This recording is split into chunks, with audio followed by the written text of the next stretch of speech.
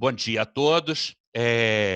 Nós vamos continuar aquele esquema de discutir alguns casos que eu acho interessantes, que tem algum tipo de ensinamento, tanto radiológico como, eventualmente, clínico. Esse primeiro caso aqui é um paciente de 34 anos, ele é imunodeficiente, ele tem SIDA e entrou com quadro respiratório grave.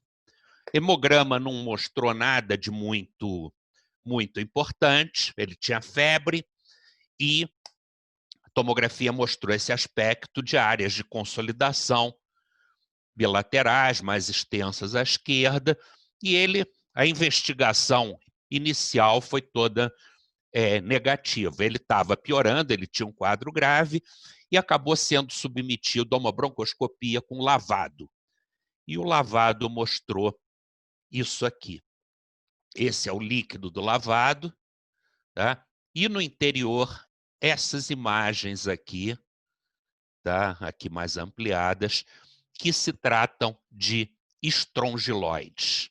Então, esse paciente imunodeficiente tinha uma estrongiloidíase pulmonar, tá? É um quadro que pode ser muito grave e o diagnóstico, em geral, é feito ou pelo exame de fezes ou pelo lavado broncoalveolar, tá?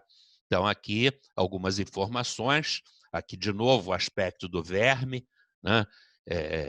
Que é o selo diagnóstico, o encontro dele, né?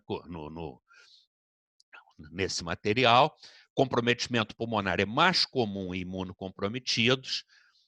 Clínica é inespecífica, o paciente tem tosse, dispneia, febre, pode ter broncoespasmo, pode evoluir para síndrome, para SARA.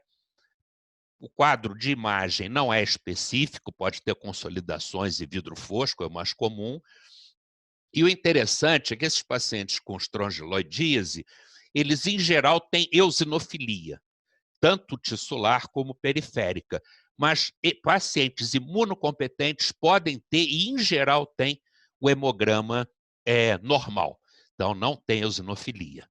Tá? E o diagnóstico, como eu disse, é a presença das larvas. Esse aqui foi um outro caso, um caso muito interessante que a gente acabou publicando, do Dr. Bruno de Porto Alegre. Era um homem de 73 anos, também com quadro pouco específico, de tosse, febre, dispneia, fraqueza. Ele era imunodeficiente, também tinha um hemograma normal, e apresentou esse quadro que ficou até difícil definir o padrão dos nódulos. Tem basicamente pequenos nódulos disseminados, em algumas áreas, como aqui nas bases, com muita confluência. Então, eu vou dar uma aula, sem ser essa sexta agora, a outra, sobre pequenos nódulos, e a gente vai discutir algumas características morfológicas, mas vai ver que, às vezes, é difícil você configurar se o nódulo é intersticial, se tem um componente do espaço aéreo, se é misto. E esse quadro aqui foi um quadro que ficou difícil, a caracterização dos nódulos.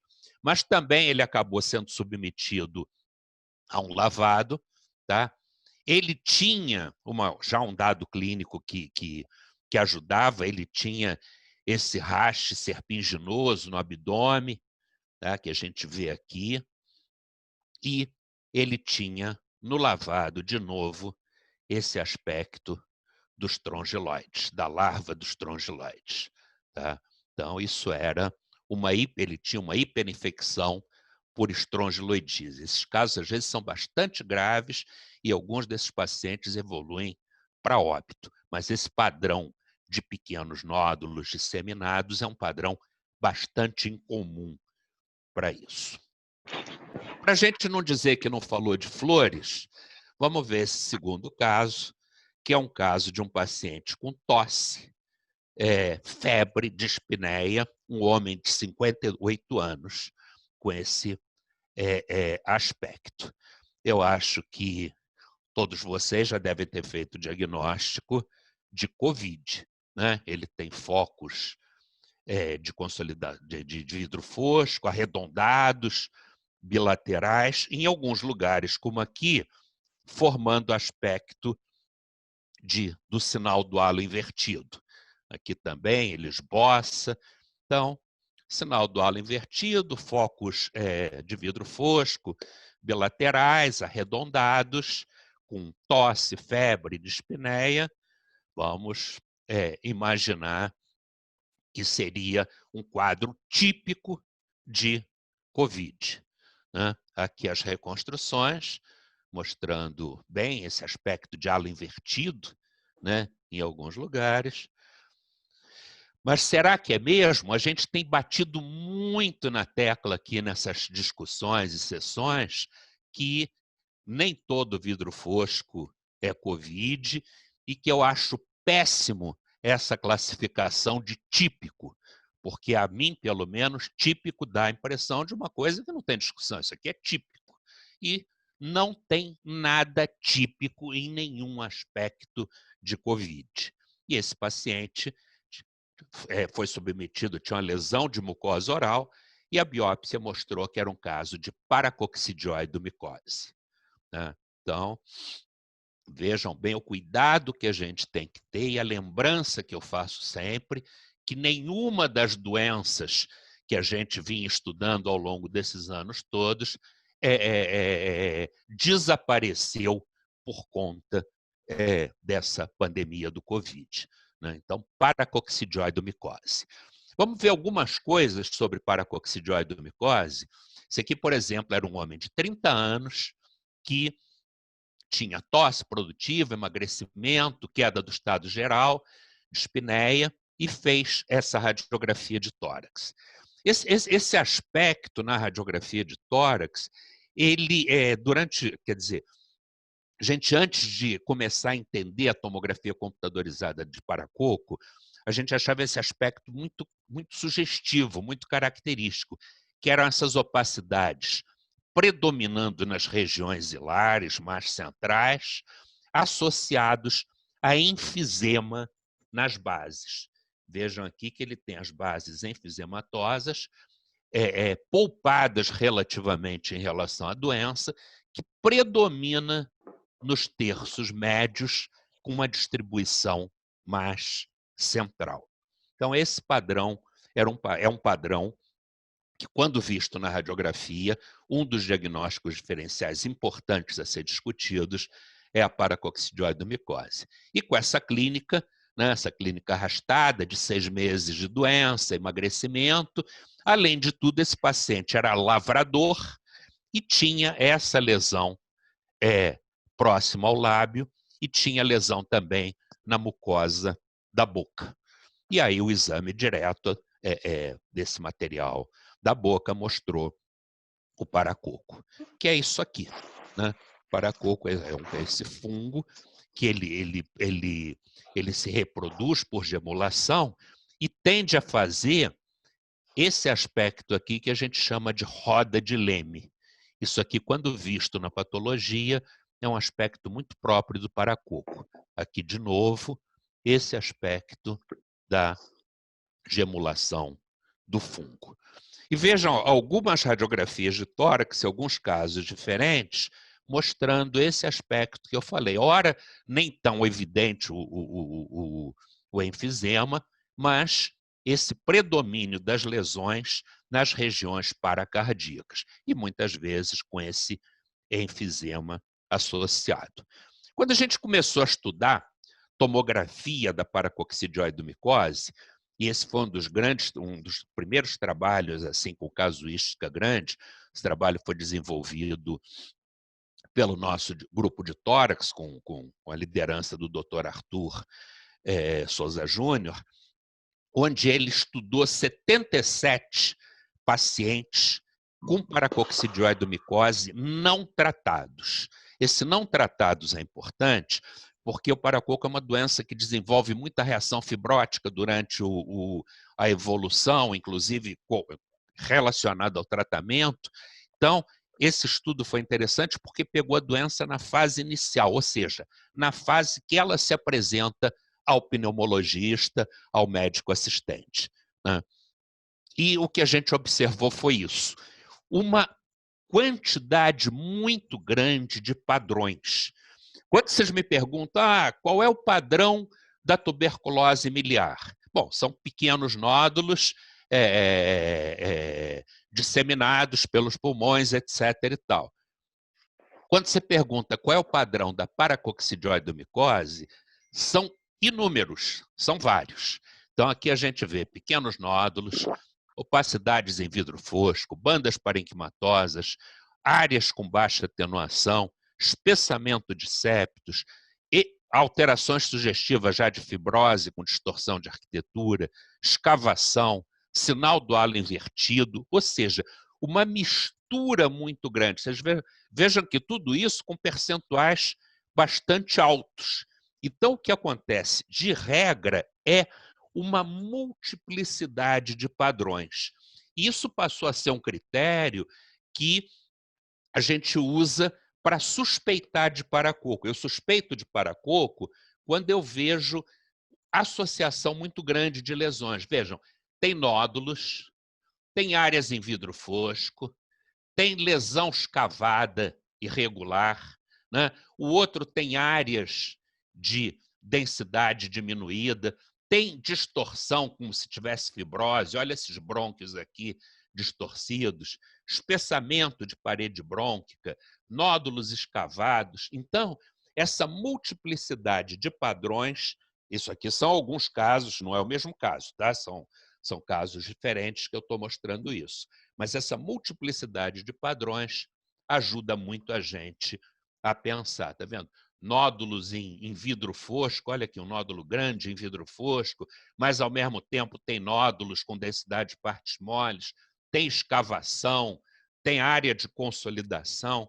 Então, essa mistura de padrões é um critério que a gente usa para suspeitar. Esse aqui foi um trabalho interessante que a gente fez há uns anos atrás, com correlação com patologia. Uma coisa que a gente está tendo muita dificuldade hoje é que praticamente não está se fazendo mais necrópsia em lugar nenhum, né? E isso torna difícil, às vezes, a compreensão da doença. Um problema, por exemplo, que a gente tem de entendimento desses pacientes com Covid é que o número de necrópsias é baixíssimo. Então, a correlação com a patologia acaba sendo por biópsias localizadas, coisas desse tipo, mas não o que a gente via com necrópsia. E eu fui cria de um hospital, o Hospital Antônio Pedro, em Niterói, que é o hospital da Universidade Federal Fluminense, onde necrópsia era uma regra. 100% dos pacientes que faleciam lá iam à necrópsia. Então, a gente teve a oportunidade de aprender muito por causa dessa correlação. Eu tenho um interesse muito grande em patologia, eu tento aprender o que posso de patologia, porque eu acho que o conhecimento da patologia facilita muito ao radiologista a compreensão das imagens tomográficas. Especialmente com a tomografia de alta resolução, a correlação com a patologia passou a ser assim fundamental. Então, aqui a gente tem o que a gente encontrava na patologia quando via determinados padrões. Então, aqui, por exemplo, vidro fosco. Vidro fosco, o que se via muito era infiltração inflamatória das paredes alveolares. Está vendo? É isso aqui. As paredes alveolares normalmente são muito mais finas e aqui elas engrossadas por infiltração inflamatória. Mas, como eu já disse a vocês em aula anterior, vidro fosco é um padrão muito difícil de ser avaliado, porque ele pode se dever a lesão aguda, como esse caso de cima, mas até a coisas crônicas, como nesse caso de baixo, onde correspondia fibrose dos septos alveolares. Aqui a gente já suspeita, porque tem, além do vidro fosco, distorção da arquitetura. Então, são as causas para o vidro fosco. Essas áreas de consolidação, vejam bem, não há nenhum critério. Pegando esse campo aqui inferior, a gente já discutiu consolidações, diferenciar isso, por exemplo, de uma pneumonia. Mas aqui a gente vê outras coisas, vê focos em vidro fosco, vê escavação, coisas que não são vistas associadas dessa forma. A patologia na coloração convencional de hematoxilina eosina é absolutamente igual também a uma pneumonia, exudato inflamatório enchendo espaços aéreos. Nenhum patologista vendo isso aqui faria diagnóstico de paracoccidioidomicose. Ele vai dizer que tem um exudato inflamatório, mas sem nenhuma característica própria. Quando se faz as colorações especiais, e fungo normalmente se cora pela prata, é uma técnica chamada Grocotte, a gente vê, então, de permeio a essas áreas de exudato inflamatório, a presença do fungo. São essas imagens aqui em negro. Aí, o diagnóstico da doença fúngica é feito. Tá? Uma outra coisa muito interessante, esse é um macete que eu quero chamar a atenção de vocês, é a presença de septações dentro de escavações. Vejam bem, esse paciente tem múltiplos nódulos, vários deles escavados, e esse aqui, por exemplo, tem um septo no interior. Esse aqui tem um septo no interior. Esse aqui não está dando para ver a coisa, mas isso aqui se junta, tem um septo também no interior. Então, escavação com septo, eu sempre penso em duas coisas. Vejam aqui o detalhe, mostrando bem os septos. Tá? Quando eu vejo lesões múltiplas escavadas com septos, eu sou obrigado a pensar em doença fúngica. É a primeira coisa que me vem à cabeça. Eu não vejo essas septações em escavações, por exemplo, de tuberculose. E esse é um bom macete para diagnóstico diferencial. Aqui, só para vocês verem, uma outra doença fúngica, isso aqui é um caso de zigomicose, e vejam de novo ali o septo dentro da escavação. Né? E a outra condição que a gente vê isso eventualmente é embolia séptica. Veja, esse paciente tem múltiplos nódulos escavados na periferia dos pulmões e alguns deles, como esse aqui, com uma septação no interior. Aqui também, ó, uma septação no interior. Aqui na patologia a gente vê bem, aqui a escavação e olha os septos ali no interior. Então, lesões múltiplas escavadas com septações, eu penso em embolia séptica e eu penso especialmente em doença fúngica. Aqui outra coisa interessante são nódulos. Eventualmente a paracoccidioidomicose apresenta essas imagens nodulares. Mas vejam que tem uma característica própria. Ao contrário dos nódulos, por exemplo, da tuberculose miliar, que são todos, de regra, bem arredondados, não tendem a confluir, são bem definidos, esses aqui são irregulares. Eles assumem uns formatos bizarros, tá vendo? Como se eles se grupassem em algumas regiões. E é o que acontece na paracoccidioidomicose. Vejam bem, esse aqui é uma lâmina de um nódulo desse. Olha o formato, ao invés de ser arredondado, na verdade são múltiplos nódulos que se aglomeram porque eles cursam também com fibrose. Então, esses nódulos irregulares são, eu vejo isso em paracoccidioidomicose e não vejo em tuberculose miliar, por exemplo. E vejam, com a coloração especial, olha lá os fungos em negro no interior. Tá? Aqui, só para vocês compararem a diferença dos nódulos da paracoccidioidomicose para os nódulos da tuberculose miliar. São muito mais arredondados, bem definidos e não assumem essas formas bizarras. Outra coisa que acontece muito com o paracoco é fibrose.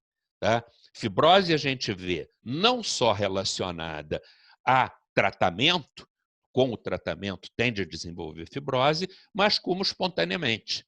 Então é comum a gente ver essas áreas de distorção, septos interlobulares espessados, distorcidos, brônquios distorcidos.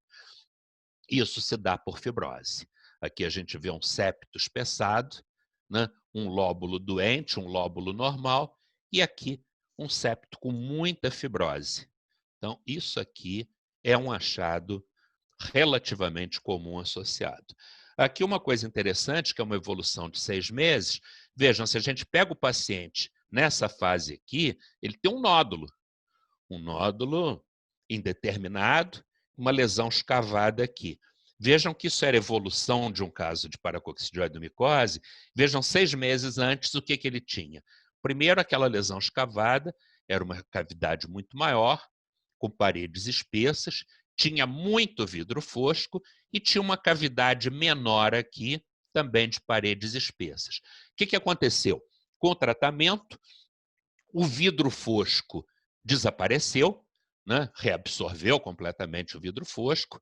Essa cavidade que tinha paredes espessas passou a ter paredes bem finas, e essa aqui, em algum momento, perdeu o brônquio de drenagem. Ele ocluiu. Quando ele ocluiu, a cavidade, quer dizer, a drenagem fechou e se organizou, então, sob forma de um nódulo. É o mesmo mecanismo do tuberculoma. Tá? É o mesmo mecanismo fisiopatológico de um tuberculoma. E aqui, alterações fibróticas, vejam, fibrose nas bases, aqui nesse caso até com algum grau de favelamento, que são complicações possíveis. Vejam bem também enfisema associado nas bases, que é um achado que eu falei, que é relativamente frequente. E outra coisa interessante em relação à paracoccidioidomicose, a gente viu no caso inicial, que eu sugeri que podia ser confundido com Covid, é a presença do sinal do halo invertido. Eu vou, em algum momento, fazer uma aula só sobre sinal do halo invertido. Tá? Nós vamos discutir isso com mais calma. Mas só para vocês lembrarem, sinal do halo invertido é isso aqui. Porque o sinal do halo convencional é quando a gente tem um nódulo ou uma massa com vidro fosco em torno. O halo invertido é exatamente o contrário. A gente tem o vidro fosco dentro e, em volta, essa área de maior densidade. Isso foi descrito inicialmente como por esse grupo de coreanos, em 2003, como patognomônico de pneumonia em organização. Tá? Só que a gente começou a ver na paracoccidioidomicose, eu mostrei para vocês naquele slide anterior, dos 173 casos, que 20% deles tinham halo invertido. E aí, posteriormente, então, a gente publicou esse artigo, junto com o Dr. Emerson Gasparetto, Dr. Dante, Dr. Arthur, quer dizer, o grupo do tórax, né, mostrando que não era patognomônico, e sim que era visto também na paracoccidioidomicose, era um achado comum na paracoccidioidomicose. E de lá para cá, uma série de outras doenças apresentaram isso que a gente vai discutir. Mas uma coisa interessante, isso foi constatado pela doutora Miriam Mena Barreto, e que até orientou, junto com a doutora Rosana, uma tese de doutorado abordando isso, é que o halo invertido no paracoco, eventualmente, ele tinha uma característica que não era vista em nenhum outro. Como o paracoco evolui com fibrose, muita frequência com fibrose, alguns pacientes apresentavam o contorno do halo com esse aspecto espiculado, que traduzia fibrose associada. E a gente não viu halo invertido em nenhuma outra doença com esse aspecto. Então, esse foi um trabalho bastante interessante que a doutora Miriam e a doutora Rosana desenvolveram, junto com a doutora Andréa Brito, que foi a autora da tese, chamando atenção para essa característica. E uma outra coisa que eu queria lembrar para vocês, em breve eu vou dar uma aula também só sobre traqueia, doenças difusas de traqueia, mas que o paracoco pode acometer a traqueia. Num estudo que a gente fez com 178 pacientes, 4 casos, é uma coisa rara, mas tinham comprometimento de traqueia. Então, aqui a gente vê um espessamento difuso da parede traqueal irregular e a biópsia mostrando o fungo ali, com aquele aspecto de roda de Leme que eu chamei a atenção de vocês. Esse aqui foi um outro caso. Vejam o aspecto irregular do contorno da traqueia, a mucosa completamente alterada e associado com lesões no parênquima pulmonar. Então, paracoccidioidomicose tem que ser incluída entre as causas de infiltração difusa da traqueia. Bom, Vamos mudar um pouco de assunto. E esse outro caso aqui é um caso que eu queria chamar a atenção para vocês dessa condição. É um homem de 55 anos que deu entrada com uma dor torácica anterior, uma dor que era ventilatório dependente. Ele não tinha febre, tinha uma ausculta pulmonar normal. E aí, com essa clínica, foi pensado em embolia pulmonar, em doença tromboembólica, e foi feito essa angiotoma. Eu adoraria poder chamar um residente para discutir o caso, mas, infelizmente, nesse esquema, a única perda que a gente tem é não poder fazer esse diálogo direto. Mas ele fez esse estudo angiográfico, que ficou bem definido, né, os vasos, e aí eu perguntaria a esse residente qual seria a principal hipótese, quer dizer, para esse quadro de dor. Será que ele tem um pneumomediastino? Será que ele tem necrose de gordura epipericárdica? Será que ele fez uma embolia pulmonar? Fez um infarto pulmonar? Ou, na verdade, é um exame normal? Né? Dá vontade da gente achar que é normal, a gente vê os vasos todos estão bem definidos, bem demarcados, mas tem um detalhe que chama atenção. Vejam essa imagem aqui, adjacente ao coração. Tá? Essa imagem que a gente já via bem aqui nesse corte. Tá? Isso é, aqui o maior detalhe, isso é necrose de gordura epipericárdica. Vendo ali no detalhe, nas outras reconstruções, vejam de novo aqui, né?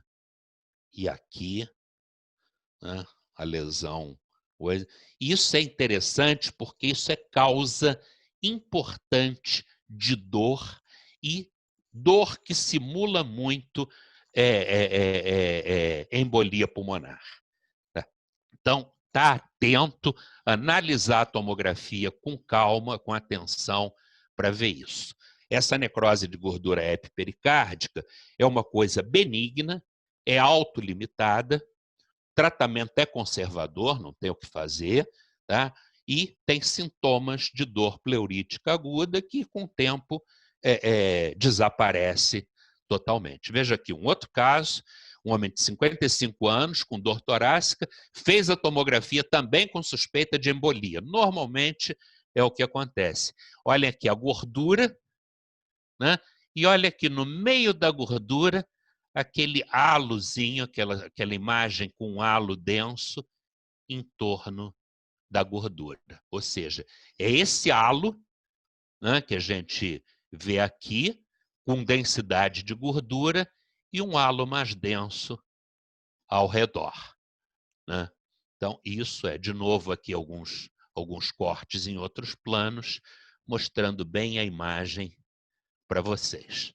Tá? Esse é um diagnóstico importante da gente conhecer, uma condição importante da gente conhecer, porque tranquiliza o paciente e o tratamento é simplesmente de suporte, tratamento conservador.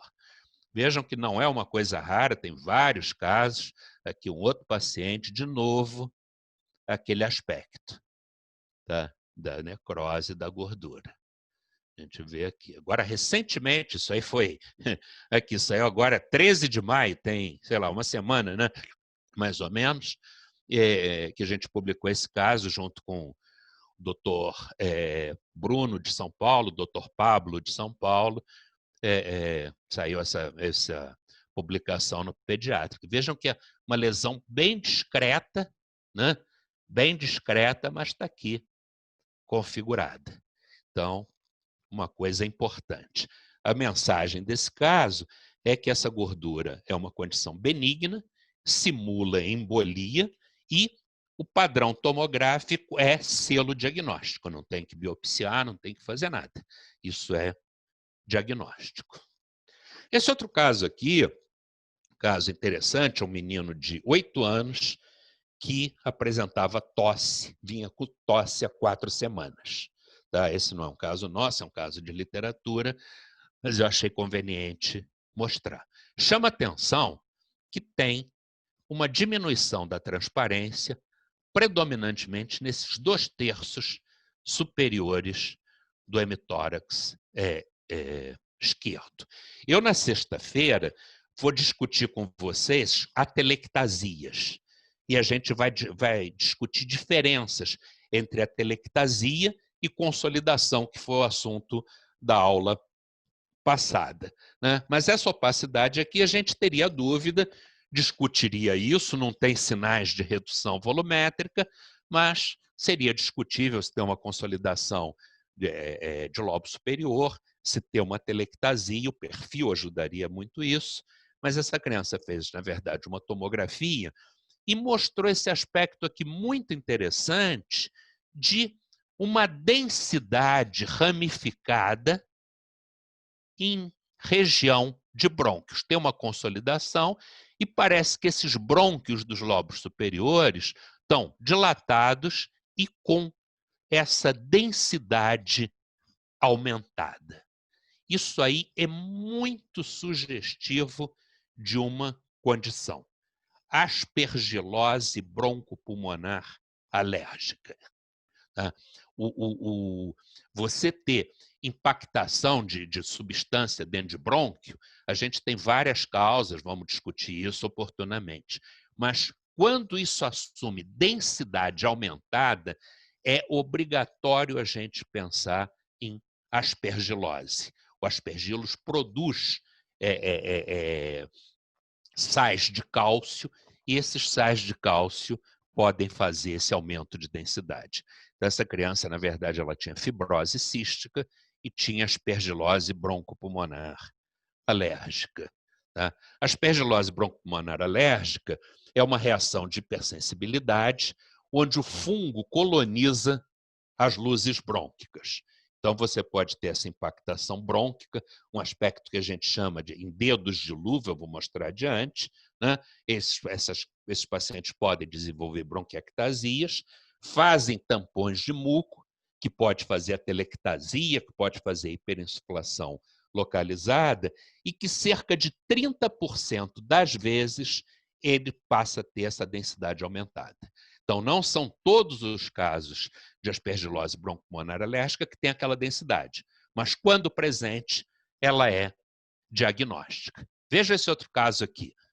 É uma condição, a mesma doença, é um paciente que tem bronquiectasias, veja, a gente já vê aqui dilatações de brônquio, e lá embaixo esse aspecto dessas imagens alongadas, né, que eu já falei com vocês, quando a gente vê essas imagens alongadas, a gente sempre tem dúvida se isso é vaso ou se isso é brônquio, né? E o diagnóstico diferencial vai cursar nessa diferenciação.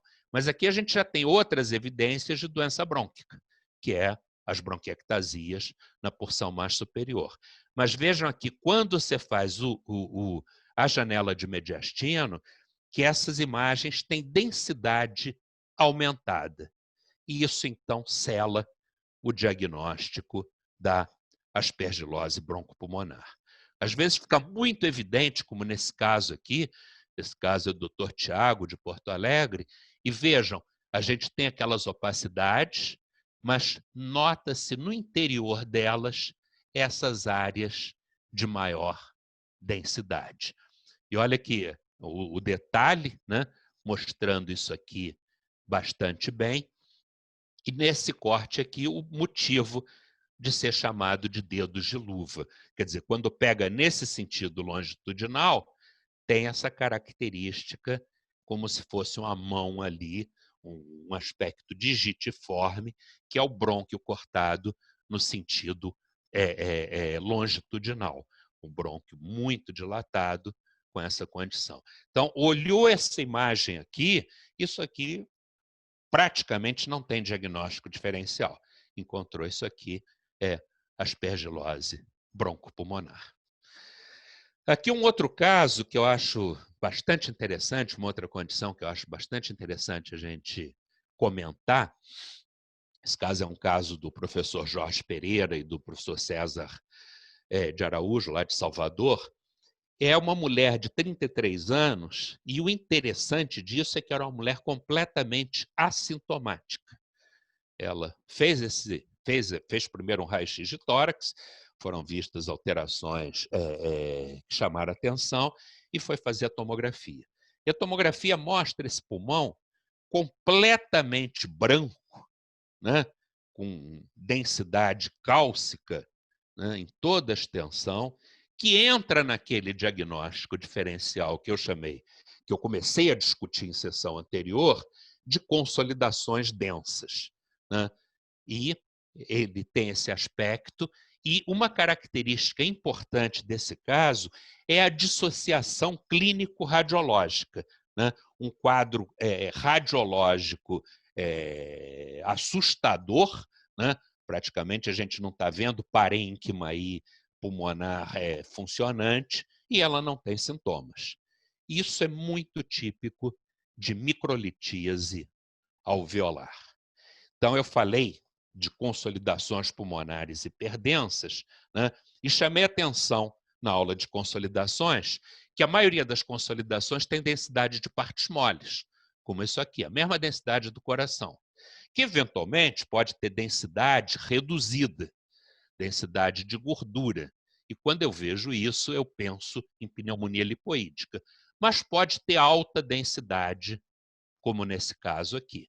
Consolidações com broncograma aéreo, mas muito mais densas que o coração. Eu falo aumento de densidade e não calcificação, porque não é necessário a presença de cálcio. Você pode ter aumento de densidade por outras condições, por exemplo, por talco na talcose, por iodo na miodarona e outras condições diferentes. A gente já tinha discutido como causa de consolidações densas a impregnação por amiodarona e a calcificação pulmonar metastática. Isso foi assunto de aulas anteriores. Mas lembrar dessas 3 outras causas: a microlitíase alveolar, esse caso que a gente está vendo, a talcose e a amiloidose parenquimatosa. Então, essa paciente, ela tinha microlitíase alveolar. O que acontece na microlitíase? São pequenas calcificações dentro do espaço aéreo, como isso aqui. Tá? Isso aqui é parede alveolar, tá? E dentro essas calcificações, que muitas vezes tem esse aspecto em cebola, esse aspecto em múltiplas camadas como coisa. Por que tem uma coisa que chama atenção, essa dissociação clínico-radiológica? Por que isso existe? Porque esses cálculos aqui dentro, eles não impedem a troca gasosa. Vejam, a parede, o septo alveolar é livre, onde acontece a troca gasosa. Então, o ar entra aqui normalmente. Isso aqui funciona igual aquela bolinha da tampa da garrafa de uísque. Ela não impede a saída do líquido e aqui não impede a chegada do ar junto aos capilares para fazer a troca gasosa. Então, muitas vezes, o paciente tem aquele quadro como aquela paciente e não tem sintoma. Só que o que acontece com o passar do tempo é que essa ocupação crônica do espaço aéreo gera hipóxia de parede. E a hipóxia de parede começa a fazer fibrose. Então, com a evolução, esses pacientes fazem fibrose e aí podem evoluir para dificuldade respiratória importante e podem evoluir para um quadro até que a única solução é transplante pulmonar. Então, não é uma doença benigna, é uma doença que, em parte do curso dela, é assintomático, mas que tem complicações graves. E, na verdade, é uma doença familiar e o que ocorre são precipitação de sais de cálcio que vão formar esses cálculos. Então, aqui, de novo, esse aspecto da consolidação hiperdensa, né? E não é o único aspecto. Tem outros aspectos que são bastante interessantes. Esse outro caso aqui, por exemplo, um homem de 25 anos, esse já tinha dispneia a grandes esforços, e que apresentou esse padrão aqui com essa reticulação nas bases pulmonares, as opacidades ao longo do parênquima, mas muita reticulação aqui nas bases, fazendo pensar em espessamento de septos interlobulares. Só que tem uma diferença. Na janela de mediastino, essas imagens são calcificadas. Tá? Esses, entre aspas, septos interlobulares são calcificados. Tá? Veja bem, eu vou discutir esse padrão. Outra coisa é a presença de pequenos nódulos. A gente tem a ideia, a microlitíase, o padrão básico é de pequenos nódulos disseminados. Não é. É raro até a gente ter essa apresentação. O mais frequente é esse padrão de consolidações ou de infiltrado reticular, mas eventualmente pode ter. E aqui, de novo, para vocês verem, eu acho que é uma das doenças assim, mais bonitas em relação ao padrão de lâminas, mostrando os cálculos, né, no interior dos espaços aéreos. Tá? E eu chamei a atenção daquela reticulação densa. E, eventualmente, pode até apresentar sob a forma de padrão de pavimentação em mosaico. Vejam, se a gente vê essa janela aqui, isso aqui é uma pavimentação em mosaico, como a gente já discutiu em outros casos. Só que tem gato no mosaico. Né? Tem um gato aqui que é esse diferencial. Na janela de mediastino, isso é calcificado. E aí eu vou usar uma palavra que se usa pouco em radiologia de tórax, mas nesse caso é bem usado, eu vou dizer que isso aqui é um padrão patognomônico. Se eu vejo esses septos aparentemente calcificados, tá, eu posso afirmar com segurança que isso é microlitíase alveolar. Eu não conheço um diagnóstico diferencial para isso. Tá? A outra coisa é um caso que eu mostrei na semana passada, desse acúmulo desses cálculos nas periferias dos pulmões. Né? Então, aqui a gente vê calcificações na porção periférica e calcificações ao longo das cisuras. De novo, o padrão de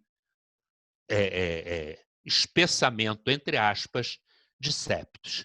E isso é, então, microlitíase. Mostrei para vocês um caso muito interessante do Dr. Antônio Portugal, de São Paulo, que também apresentava esse padrão de disseminação aparentemente linfática e que eram metástases de um osteosarcoma. Então, para mostrar que nem sempre é tão fácil.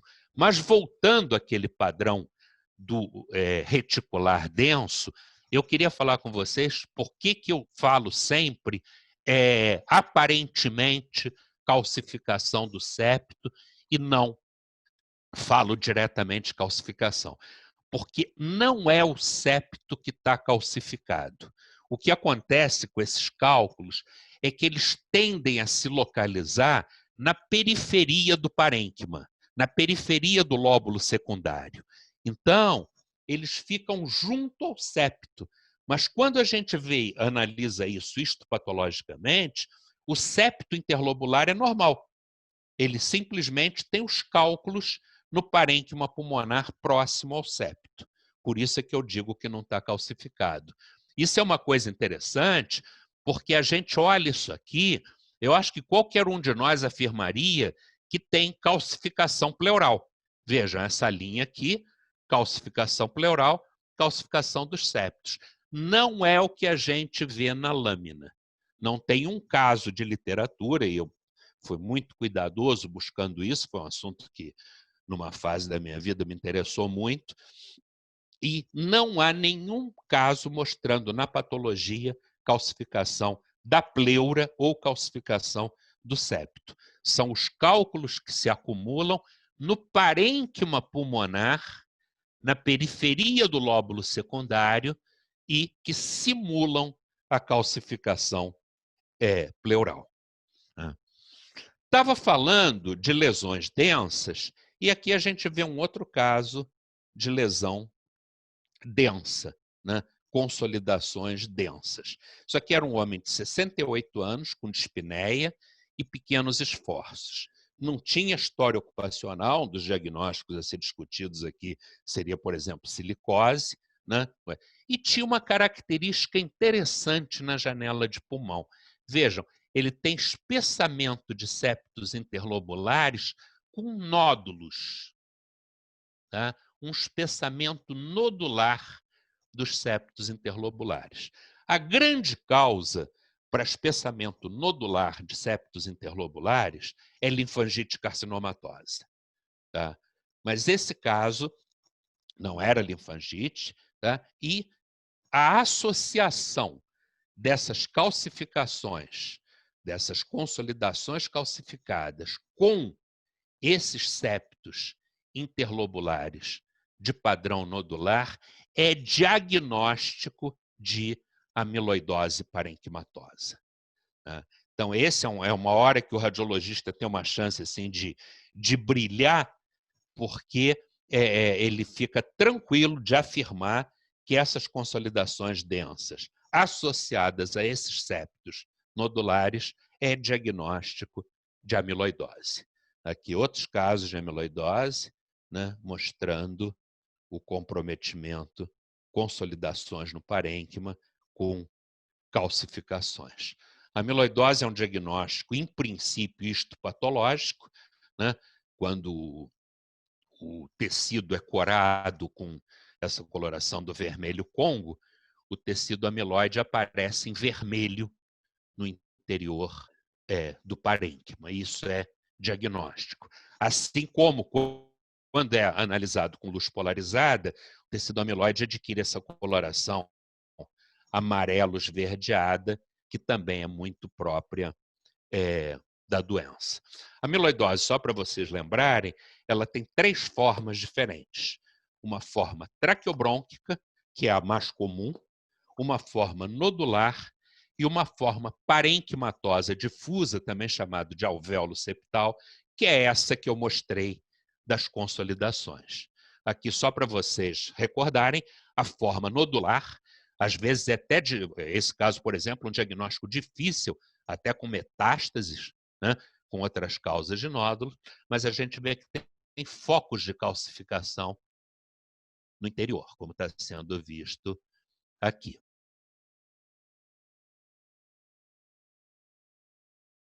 Com um probleminha aqui de um retardo no computador. Vamos ver o que... Pronto. E ainda nessa forma nodular, a frequência que pode calcificar, né, esses nódulos podem calcificar, ou se associar a cistos. Quando eu tenho nódulos calcificados associados a cistos, a grande suspeição é de associação de amiloidose com pneumonia intersticial linfocítica. E quando eu encontro isso, a grande maioria dos pacientes tem síndrome de Sjögren. Tá? Então, essa é uma associação frequente. E aqui a forma é traqueobrônquica. Vejam, esse paciente tem uma traqueia completamente distorcida, né? Múltiplas falhas de enchimento, tanto na traqueia como nos brônquios principais, até em brônquios de menor brônquios secundários, e ele é um rapaz de 23 anos, dispneia progressiva e tosse há 2 meses. Tá? E aqui o aspecto da lesão espessando a parede, tá? Tanto da traqueia como dos brônquios principais aqui nesse corte. Eu vou dar para vocês daqui em breve uma aula sobre lesões difusas de traqueia, que a gente vai discutir algumas características importantes, mas aqui a gente já vê uma. Algumas lesões pegam só a porção cartilaginosa da traqueia e de brônquios. Outras não, envolvem completamente, como nesse caso. Isso ajuda no diagnóstico diferencial. A última condição que eu quero mostrar hoje é essa aqui. Isso aqui é um homem de 33 anos que tinha dispneia progressiva e tosse seca. E ele usava drogas orais, tipo Ritalina, por via venosa. Ele era um usuário de drogas que fazia isso. Os pacientes, em geral, pegam essas drogas, maceram, diluem em água e injetam na veia, tá? Para efeito recreacional. E esse paciente, então, apresentava esses focos, essas quase que massas conglomeradas, essas massas parilares bilaterais, com uma característica importante. Vejam, o aumento de densidade da massa. Comparem, por exemplo, com a pulmonar, a gente vê que tem um aumento grande de densidade. E isso é típico de talcose. É uma forma de talcose por injeção endovenosa desse material. A gente sabe que vários desses comprimidos têm, são compostos, são feitos ou com talco, ou com maisena, com algumas substâncias assim que mantêm o formato do corpo, do comprimido, o recipiente, né? E a Ritalina, ela é feita com talco também, o comprimido é feito com talco. Então, na verdade, eles injetam talco na veia e esse talco chega aos vasos, ele faz embolização e faz essas massas conglomeradas.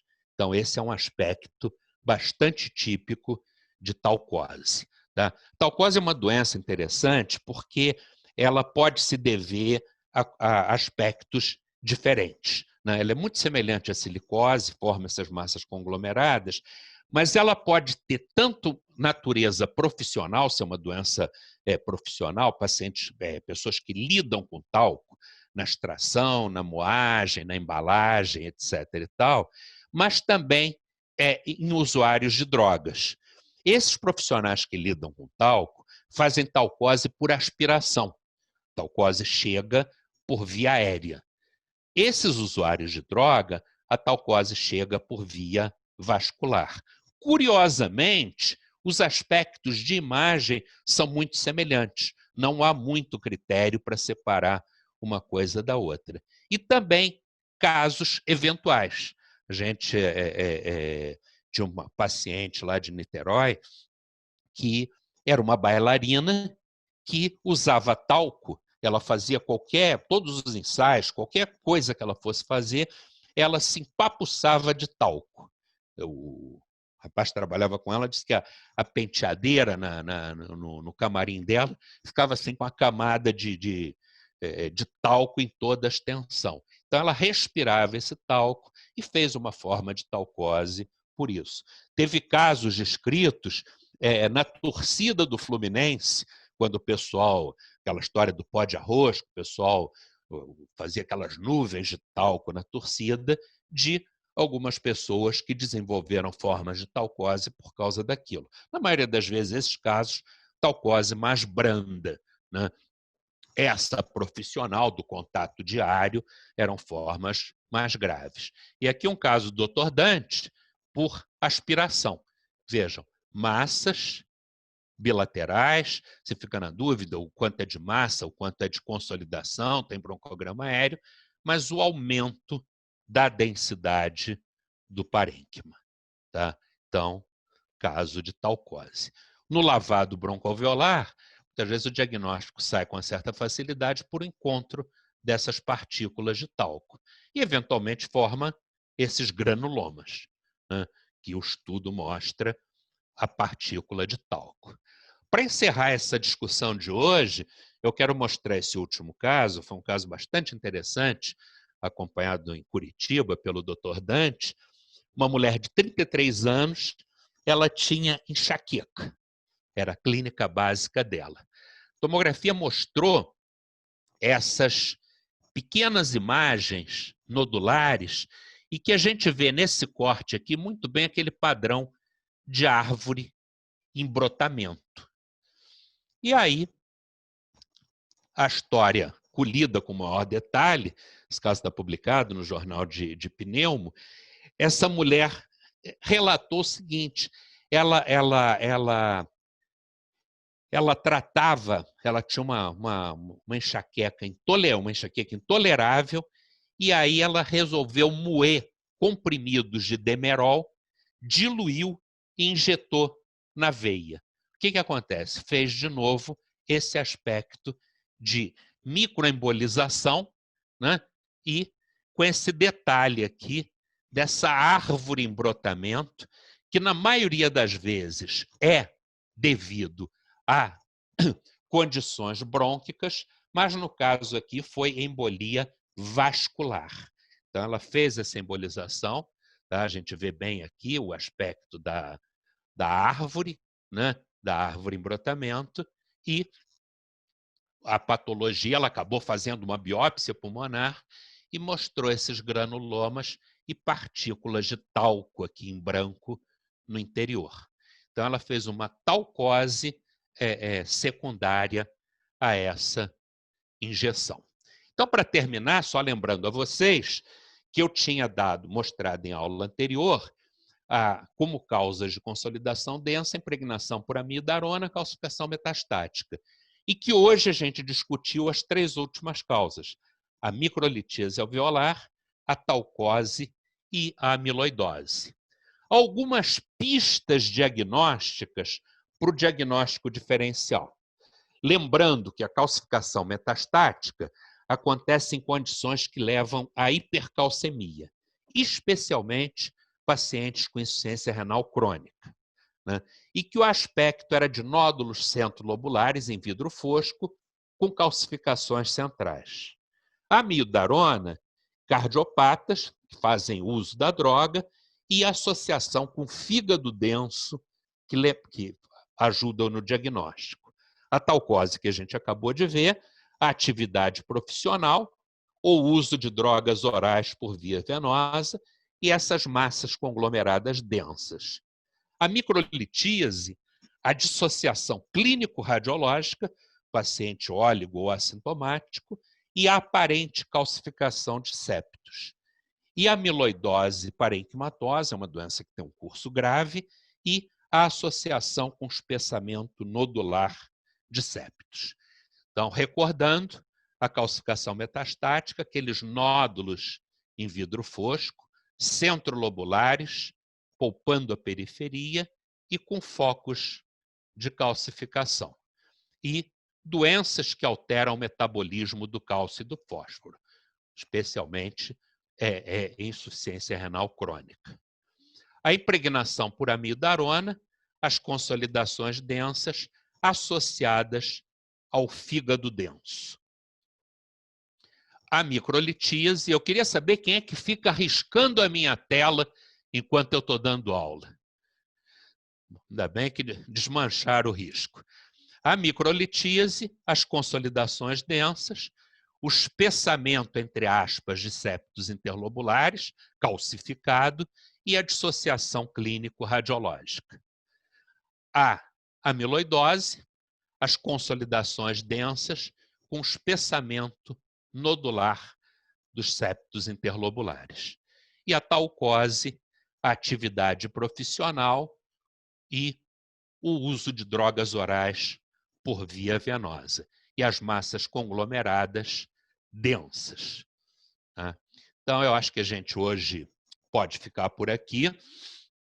A gente já tem 1 hora de aula e queria agradecer a atenção de vocês por mais essa vez e pedir a Milena para, então, abrir o microfone para qualquer comentário que queira ser feito.